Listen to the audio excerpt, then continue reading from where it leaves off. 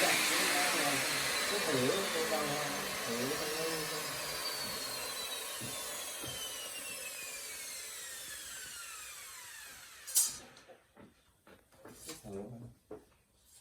nó lại cao hơn thì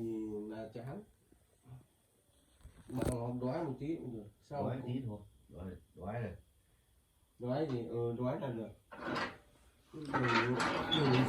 và đội lên là